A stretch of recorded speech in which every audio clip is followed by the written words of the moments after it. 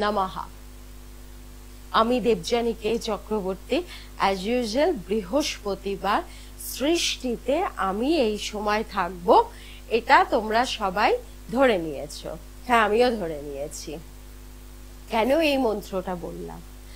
সামনে একটি বিশেষ দিন আমাদের একদম সামনে আছে। মনে করো এই যে আজকের অনুষ্ঠানটা যথেষ্ট গুরুত্বপূর্ণ, অন্তত আমি ভীষণভাবে গুরুত্বপূর্ণ মনে করছি, তোমরাও কিন্তু মনে করো, এবং খাতা এবং পেন নিয়ে বসবে। যখনই আমার অনুষ্ঠান দেখতে বসবে তখনই খাতা এবং পেন নিয়ে বসবে। যে কেন আমি এই অনুষ্ঠানটাকে, আজকের অনুষ্ঠানটাকে এত গুরুত্বপূর্ণ বলছি, আমি তো অন্যদিন বলি না। তার কারণ হচ্ছে যারা অত্যাধিক পরিমাণে অর্থ সংকটে ভুগছো, অত্যাধিক পরিমাণে অর্থ সংকটে ভুগছো, বা যারা মারাত্মক পরিমাণে কোনো মারণ রোগে ভুগছো, বা যারা মনে করছো ডিভোর্স হয় কেউ আটকাতে পারবে না, এরকম অবস্থায় চলছে।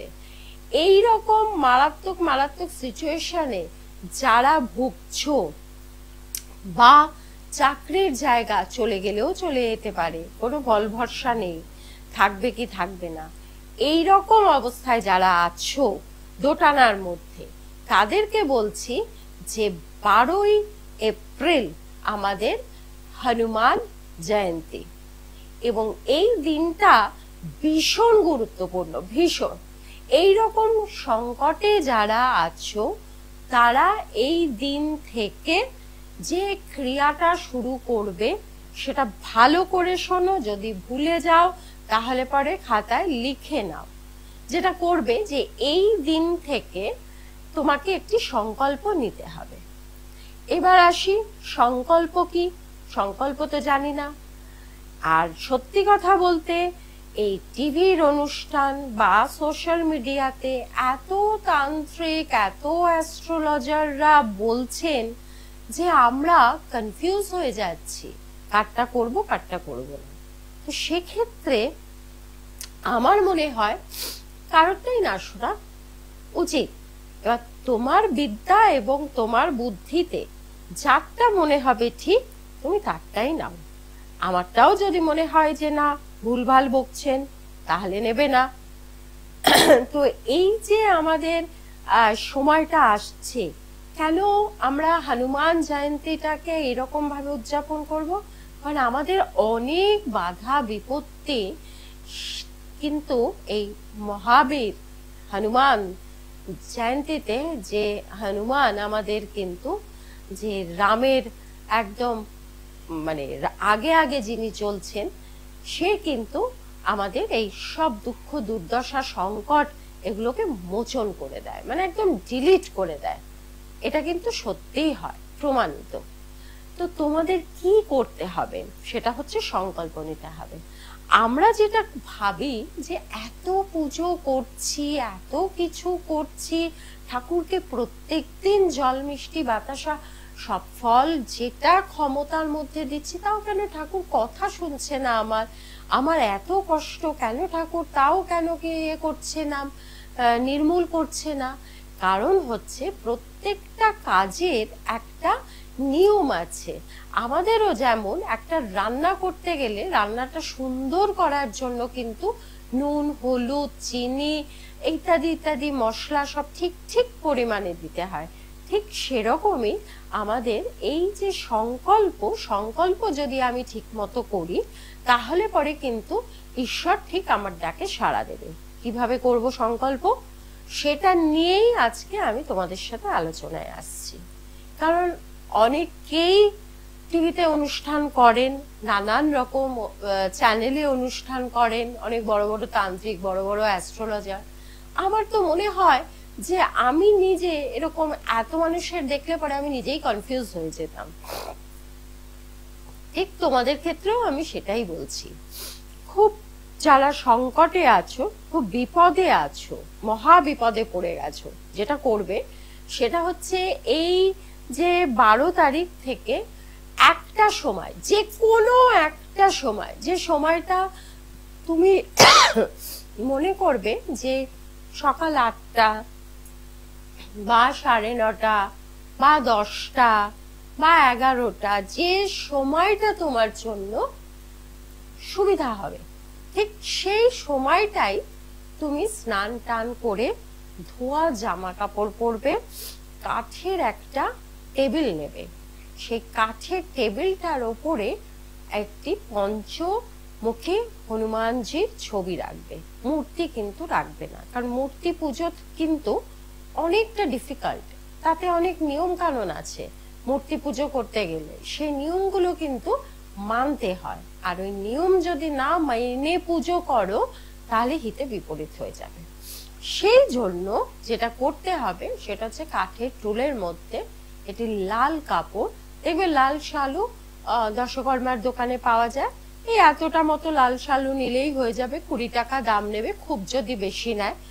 ওই লাল শালু একটা পাতবে, একটি নারকোল নেবে, নারকোলটা ওই শিখাওয়ালা যে নারকোল ওই রকম একটি নারকোল নেবে, তাতে যে হোলি থ্রেড, আমরা যে হোলি থ্রেড করি দশকর্মার দোকানে পাওয়া যায়, পবিত্র সুতো যেটাকে বলা হয়,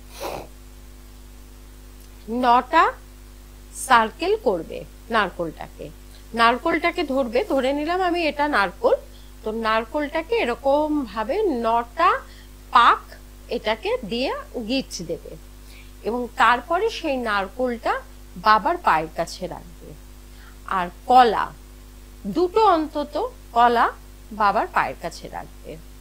আর আমরা যেটা করি, আমরা একটা মস্ত বড় ভুল করি, সেটা হচ্ছে আমরা সাধারণত ঈশ্বরকে বেজোড় সংখ্যার ফল দিই, 5টা নত 9টা নত 3টে, এটা আমরা দিয়ে থাকি, এটা কিন্তু খুব বড় ভুল। এটা আমাকে শিখিয়েছিলেন একজন খুব বড় সাধু, উনি বলেছিলেন তুমি 3টে দেবে না, তুমি 4টে দাও অথবা তুমি 2টো দাও, তোমার যেরকম সুবিধা হবে, না তো তুমি দিও না, তুমি একটা হর্তুকি দাও, দিতেই হবে এমন কোনো কথা নেই, তোমার যদি ক্ষমতা না থাকে একটা হর্তুকি দিয়ে দাও, 2 টাকা দাম নেবে কি 5 টাকা দাম নেবে বলো তো। তো আমিও তোমাদেরকে সেটাই বলছি যে তোমাদের যেরকম ক্ষমতা সেই রকম ফল দেবে, কলা দেবে, ভালো পরিষ্কার, পচা না, নষ্ট না, কাটা না, পোকায় খাওয়া না, একদম মানে শুদ্ধ এবং নিখুঁত ফল, যেটা ঈশ্বরকে দিতে হয়, নিখুঁত ফল তুমি এরকম ভাবে ঠিক 2টো কলা দেবে।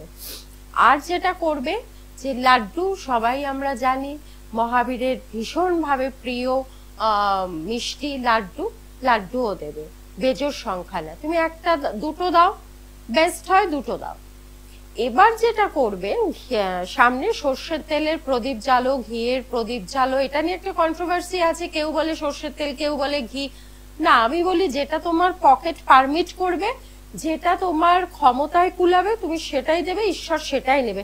কোথাও ঈশ্বর বলেনি আমাকে ঘিয়ের প্রদীপ জ্বাল রে, আমাকে সর্ষের তেলের প্রদীপ জ্বাল, এটা কোথাও ঈশ্বর কাউকে বলেনি। ঈশ্বর একটা কথাই বলেছেন সবাইকে, যে কৃষ্ণ বলে গেছেন ভগবত গীতায় যে ভগবান কিন্তু 10 পা এগিয়ে থাকে, ভক্তকে 1 পা এগোতে হয়, তবেই কিন্তু ঈশ্বর ভীষণ ভাবে খুশি হন। কিন্তু আমরা সেটা করি না, আমরা ভাবি বাবা আমাদেরকেই করতে হবে, না, আমাদের ভেতরে যে ভক্তিটা ভীষণ ভাবে দরকার, আমাদের ভেতরে যদি ভক্তিটা থাকে তাহলে কিন্তু ভগবান আর কিছু চায় না, ফল চায় না, মূল চায় না, ফুল চায় না, গঙ্গা জল চায় না, কিচ্ছু চায় না, অলরেডি তার কাছে সব আছে, সুতরাং তার কিছু এসবের প্রয়োজন নেই, তার হচ্ছে ভক্তি ভরে তার নামটা নেব। এবার যেটা করব সেটা হচ্ছে যে 11 বার হনুমান চাল্লিশা পাঠ করব, 11 বার এক আসনে বসে 11 বার হনুমান চাল্লিশা পাঠ করতে হবে, এই হচ্ছে প্রধান সংকল্প। এবং এই 11 বার যে পড়বো, তোমরা যদি বলো যে ম্যাম এটাকে কি ভাগ করে নেওয়া যাবে, না ভাগ করে নেওয়া যাবে না, একবার আসনে আমি বসলাম, আমি 11 বার করেই উঠবো। সংকল্প কিন্তু খুব কঠিন জিনিস, আমরা পুরোটা জানি না, সেই জন্য আমরা ঠিকমতো সংকল্প করতে পারি না, সেই জন্য আমরা ঈশ্বরের কাছ থেকে ফল পাই না। এবার তোমরা এটা করতে পারো, 11 বার মানে একবার করলাম, একটু রেস্ট নিলাম, আবার দ্বিতীয়বার তৃতীয়বার পড়লাম, একটু একটু রেস্ট নিলাম, কিন্তু একেবারেই 11 বার পড়ে আমি উঠবো। এটা গেল 1 নম্বর। 2 নম্বর হচ্ছে এই 11 দিন, অনেকে আছে 21 দিনেরও সংকল্প করে, অনেকেই আছে 21 দিনের। এইবার হচ্ছে তোমাদের সেটা ডিপেন্ড করছে তোমরা 11 দিন সংকল্প করবে না 21 দিন সংকল্প করবে, সেটা তোমাদের ব্যাপার। কিন্তু সংকল্প করতে হয়, মানে ঠিক ঠিক ভাবে ঠাকুরের কাছে মেসেজটা যাতে যায়। আজকে ঠিক মতো যদি ডক্টর ডায়াগনোসিস করতে না পারে, তাহলে আমাকে মেডিসিন দিতে পারবে না। অসুখ যদি ধরতে না পারে, আমার অসুখ সারবে না। ব্যাপারটা ঠিক অনেকটা ওই রকমই। এইবার এই 11 দিন কিন্তু তোমাকে একদম নিরামিষ খেতে হবে, একেবারে নিরামিষ। একবেলা চাল, দ্বিতীয় বেলায় ফল, বা ফল খাও বা রুটি খাও, যা খাও, কিন্তু অন্ন খাবে না এটা। এবং সন্ধেবেলাতেও অন্তত একবার পাঠ করবে। এবং এই 11 বার যে হনুমান চালিসা পাঠ করলে তারপরে সংকট ওয়ান বলে একটা স্তব আছে হনুমানজির, সেই সংকট ওয়ান কিন্তু তোমাকে পাঠ করতে হবে। কারণ তুমি তোমার সমস্যার সমাধানের জন্যই কিন্তু তুমি এই সংকল্প নিয়েছো। এবং 11 দিন এই যে তোমাকে ব্রহ্মচর্য পালন করতে হবে। মানে কিরকম ব্রহ্মচর্য পালন? তোমাকে তো নিরামিষ খেতেই হবে। যদি তুমি সদবা হও বা যদি বিবাহিত পুরুষ হও, যেরকমই হও, বিবাহিত হলেও দুজনকে স্বামী স্ত্রী আলাদা থাকতে হতে হবে। মাথায় তেল দিতে পারবে না, শ্যাম্পু করে একদম এই সংকল্প নিয়ে বসবে। এর মাঝখানে গায়ে সাবান দেবে না, স্নান করবে, মাথায় তেল দেবে না। এবং যেটা করবে যে বিছানা, যে বিছানাটাতে শুচ্ছ, যদি সম্ভব হয় মাটিতে বিছানা করে শো। এবং এখন তো আমাদের কুশের বিছানা পাওয়া যায় না, যেটা করতে হবে মাদুর পেতে শুতে হবে এবং মাদুরের তলে এক ফালি হলেও কুশ দিয়ে তার উপরে শোবে, তাহলেও অনেকটা হবে। মানে যতটা কঠিন জীবনযাপন, ঈশ্বরকে প্রমাণ করা যে আমি কঠিন জীবনযাপন করতে পারি, এই জিনিসটা যদি তোমরা করতে পারো তাহলে পরে মানে ঠিক ঠিক ভাবে 11 দিন করতে হবে, 11 বার করতে হবে। এবং যদি 12 তারিখ থেকে শুরু করতে পারো তাহলে এর থেকে ভালো আর কিছু হয় না। এবার ধরে নিলাম 12 তারিখ থেকে শুরু করতে পারছো না, যে কোনো কারণেই হোক 12 তারিখ থেকে শুরু করতে পারছো না, তাহলে মঙ্গলবার থেকে শুরু করতে হবে, যে কোনো মঙ্গলবার থেকে শুরু করতে হবে। আরো ভালো হয় যদি কারোর রান্নাঘরের ব্যবস্থা আলাদা থাকে, ভালো থাকে, মানে নিরামিষের ব্যবস্থা থাকে, তাহলে বাবাকে কিছুটা ছোলা আগের দিন রাতে ভিজিয়ে রাখবে। সেই ছোলাটা একটুখানি কড়াইতে সর্ষের তেল বা ঘি দিয়ে, একটু নুন দিয়ে, একটু হলুদ দিয়ে, একটু লঙ্কার গুঁড়ো দিয়ে জাস্ট একটুখানি নেড়ে ছেড়ে একটা মাটির পাত্রে, ওটা কিন্তু কোনো থালায় দিলাম বা কিছু তা না, একটা মাটির পাত্রে দেবে। আরেকটা জিনিস হচ্ছে, বাবাকে যখন পুজো করবে তখন তামার একটা ঘটি নেবে। সেই ঘটিটা তোমার সুবিধা অনুযায়ী ছোট বড় হতেই পারে, ছোট্ট এটুকুনিও ঘটি হতে পারে, বড় ঘটিও হতে পারে, কিন্তু তাতে পরিপূর্ণভাবে জল থাকবে। গঙ্গা জল যদি নাও তাহলে পুরো গঙ্গা জল নেবে, আর যদি গঙ্গা জল অতটা জোগাড় করতে না পারো তাহলে কলের জলও যদি নাও তাহলে পুরো কলের জল নেবে। 2 রকমের জল মিক্সড করে কিন্তু কোনো কখনোই পুজো করবে না, যে একটুখানি গঙ্গা জল আছে তার সাথে অন্য জল মিশিয়ে দিয়ে দিন, ব্যাপারটা একই হবে, ব্যাপারটা এক হবে না। সব সময় মাথায় রাখবে যে যখন পুজো করবে সেটা তুমি সংকল্প করো বা যাই করো না কেন, একই প্রকারের জল হবে, সেইটা ঘটিতে দেবে এবং বাবার পায়ে লাল জবা দেবে। এইটা দিয়ে বাবাকে পুজো করো। দেখো এই যেভাবে আমি বললাম সংকল্প করতে, ঠিক এইভাবেই কিন্তু যদি সংকল্প করে তোমরা পুজো করো তাহলে পরে দেখবে তোমাদের কিন্তু 11 দিনের পর থেকে, মানে 11 দিন এই যে সংকল্প করে চলছো তারপর থেকে তোমাদের সমস্যা কিন্তু অনেকখানি নির্মূল হয়ে গেছে, অনেকখানি।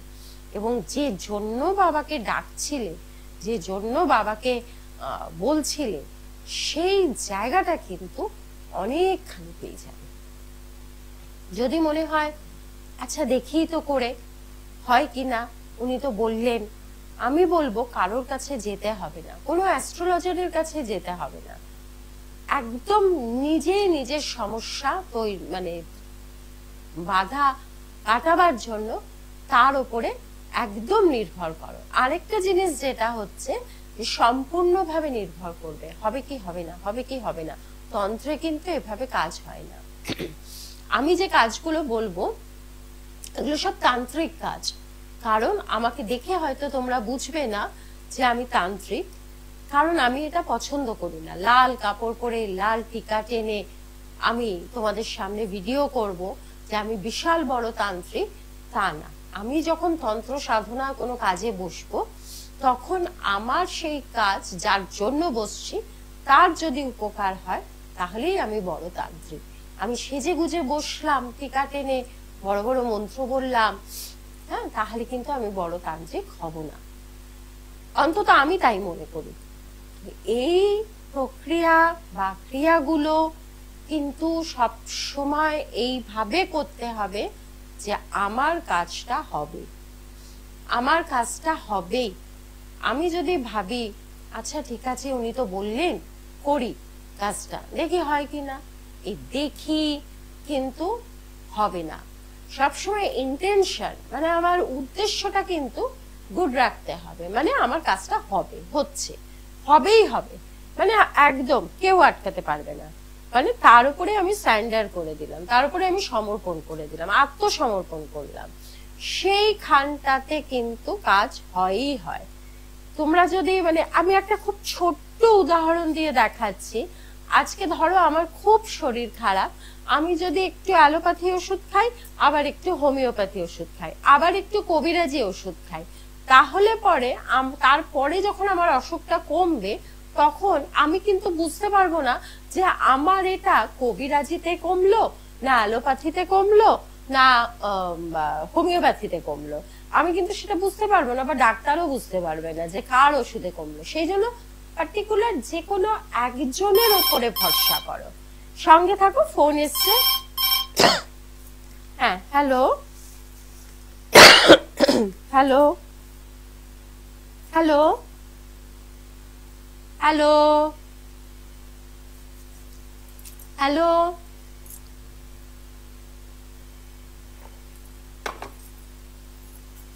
যাই হোক সাউন্ড আসছে না, সাউন্ড আসছে না কোনো কারণে। তো সেই কারণে যে কোনো একজনের ওপরে নির্ভর করতে হয়। একজনের উপরে যদি আমরা নির্ভর করি তাহলে পরে কিন্তু আমরা অবশ্যম্ভাবী ফল পাবো। আরো কিছু জিনিস আমি বলছি, সেটা হচ্ছে যে অনেক সময় আমরা দেখি যে বাড়িতে আমাদের উন্নতি হচ্ছে না, হাজবেন্ড চাকরি করছে বা ব্যবসা করছে, একই জায়গাতে আছে, আয় পয় কিছু হচ্ছে না বাড়িতে, মানে প্রত্যেক মাসে 10 টাকা ঘরে আসে, 10 টাকাই আসছে, হয়তো কোনো মাসে দেখা যাচ্ছে 6 টাকা খরচা হয়ে যাচ্ছে, হ্যাঁ, মানে আয় থেকে মানে ব্যয়টা বেশি হয়ে যাচ্ছে। তো এই রকম যাদের অবস্থা, তারা একটু ভালো করে দেখো যে তোমাদের বাড়িতে উত্তর দিকে, উত্তর পূর্ব দিকে বা উত্তর দিকে ওয়াশরুম আছে কিনা বা কিচেন আছে কিনা, বাথরুম অথবা রান্নাঘর আছে কিনা। যদি বাথরুম বা রান্নাঘর এই ধরনের জিনিসগুলো থাকে, জায়গা থাকে, তাহলে সঙ্গে থাকো বলছি, তাহলে পরে কিন্তু একটু অসুবিধা হবে আয় উন্নতি। কে আছো? কিছু বুঝতে পারলাম না, আবার বলুন। হ্যাঁ হ্যাঁ, ডেট অফ বার্থ বলুন।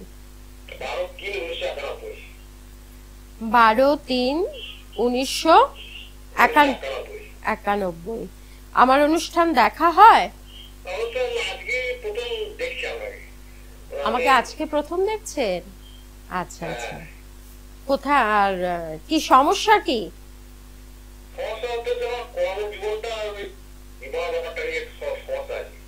হ্যাঁ, একটু রাগ আছে কি? হ্যাঁ, রাগ তো আছে। হ্যাঁ, রাগটা একটু ভালোই আছে। আচ্ছা, আপনার কোনো কাজ শেষ মুহূর্তে গিয়ে কেটে যায়, হয় না, হতে হতে হলো না, এরকম হয়? হ্যাঁ, হয়। হ্যাঁ, শেষ মুহূর্তে হলো না, বা কেটে যাচ্ছে, বা অনেক দেরিতে হচ্ছে, ফলটা ঠিক মতো পাচ্ছেন না, এইরকম বেশ কিছু সমস্যা। আর এখন বর্তমানে যেটা চলছে 29শে মার্চের পর থেকে, যেটা হচ্ছে সময়টা কিন্তু খুব একটা ভালো যাবে না। সময়টা ভালো যাবে না এই অর্থে যে কর্মজীবনে কিন্তু একটু সমস্যা হবে।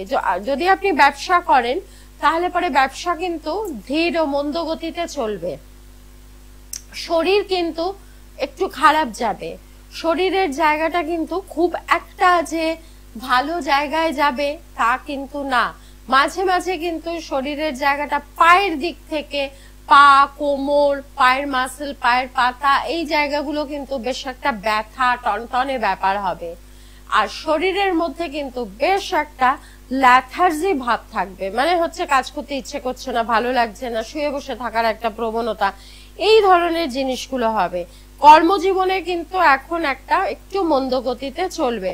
যেটা আমি আগের দিনকে আমি যে অনুষ্ঠানটা করেছিলাম, যদি তোমরা খুঁজে বার করতে পারো, তাহলে আমি বলেছিলাম যে এই সময়টা কিন্তু খুব একটা ভালো সময় কিন্তু চলবে না। সময়টা কিন্তু একটু মানে একটু মানে ভয়ঙ্কর সময়ই চলবে। তো সেই জায়গাটা থেকে যেটা করতে হবে সেটা হচ্ছে যে একটা, যাদের এই ধরনের সমস্যা চলছে, সাতমুখী রুদ্রাক্ষ একটা যদি পড়তে পারো তাহলে পরে ভালো হবে। কে আছেন? নমস্কার। নমস্কার। আমি একটু আমার সম্পর্কে হ্যাঁ বলুন, আমার অনুষ্ঠান দেখা হয়? হ্যাঁ, দেখা হয়, লাইন পাই না, আজকেই পেলাম। আচ্ছা বলুন, ডেট অফ বার্থ বলুন। 7668। 73। 76। হ্যাঁ, 76। 1986। না না, 68, 1968। আচ্ছা 1968 আর 73। 76। ও 76। আচ্ছা, কি জানতে চান? দুপুর 1:40 কলকাতা। ওটা লাগবে না, কি জানতে চান? এবং শারীরিকটা আর ঠিকটা। শারীরিক দিক এবং আর্থিক দিক, যেটা হচ্ছে যে আপনি বিশ্বাস করেন কি করেন না আমি জানি না, তবু বলছি গুপ্ত শত্রুর একটা প্রভাব কিন্তু আপনার সাথে আছে। মানে আপনার পিছন থেকে শত্রুতা করার কিন্তু লোক আছে আপনার সাথে। সেইটা একটু ভালোভাবে চোখ কান খুলে থাকবেন যে কেতুর জায়গাটা খারাপ আছে আপনার, এবং এখন যেটা চলছে, যে টাইম ডিউরেশনটা চলছে, সে সময়টা খুব একটা ভালো চলছে না, শরীরটা একটু খারাপ চলবে। এই জায়গাগুলো একটু ভালো কোনো, আমি বারবারই বলি, আবারও বলছি, ভালো কোনো অ্যাস্ট্রোলজারের সাথে একটুখানি যোগাযোগ করুন, যাকে আপনাদের মনে হবে যে ভালো। অনেকেরই তো অনুষ্ঠান দেখছেন আপনারা বা দেখেন, তার মধ্যে কাউকে না কাউকে তো বিশ্বাস করতেই হবে। বা আজকাল তো রয়েছে গুগল, নানান জায়গাতে আছে, একজন ভালো অ্যাস্ট্রোলজারের সাথে যোগাযোগ করুন। যাদের সত্যি সমস্যা চলছে, সময়টা সত্যি খারাপ চলছে,